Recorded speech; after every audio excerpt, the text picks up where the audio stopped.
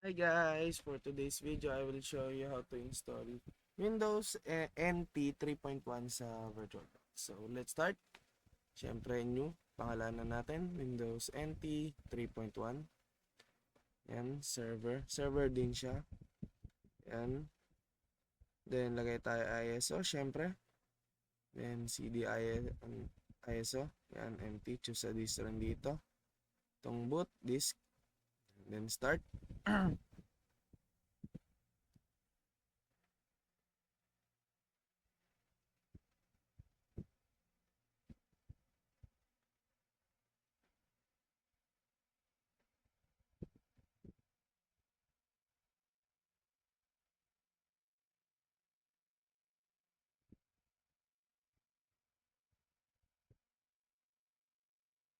Yan, then wait.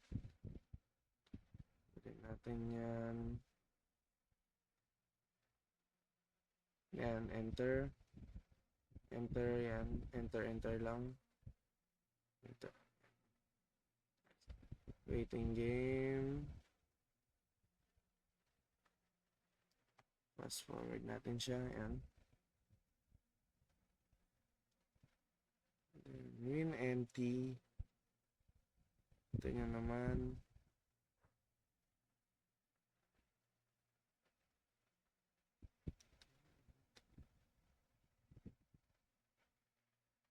Yan, enter lang yan. Isa din nga dyan. Computer. Yan. Remove any disk inserted in the drive A. Okay. Press Ctrl Alt Delete yan. Vertical, remove disk. Yan, floppy, remove disk. Tapos Ctrl Alt Delete. Yan. Waiting game. Yan. Maraming gagawin dyan. Hintay lang ng hintay. Yan. Setup.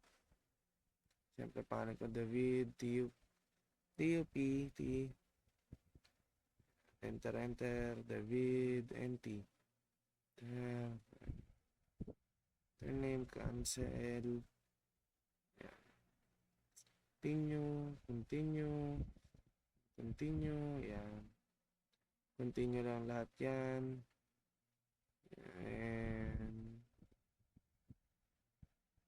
And optical device, CD ISO ulit. Okay, yan.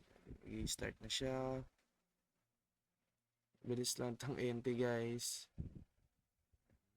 Okay. Yan, control new domain.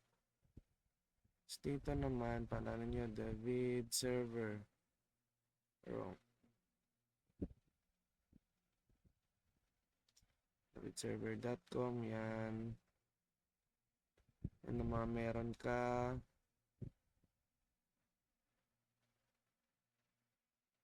Yan. Password, pwede ka lang dyan maglagay.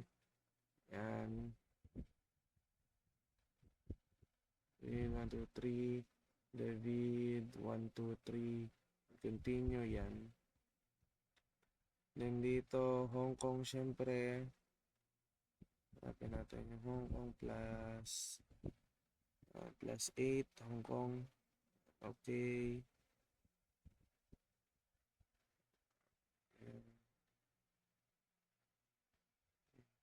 Start your computer. At yan, patapos na agad. Mabilis lang talaga to. May wala kang gagawin dyan. Hintay lang ulit. Microsoft Windows NT Advanced Server. At delete.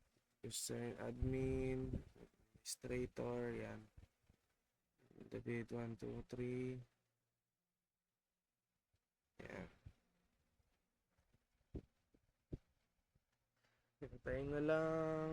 Then, ayan na. Ayan na ang output ng Windows NT. Yan lang guys. Sobrang bilis lang ng Windows NT at sobrang dali. Nga na may natutunan kayo. Bye-bye. Thank you.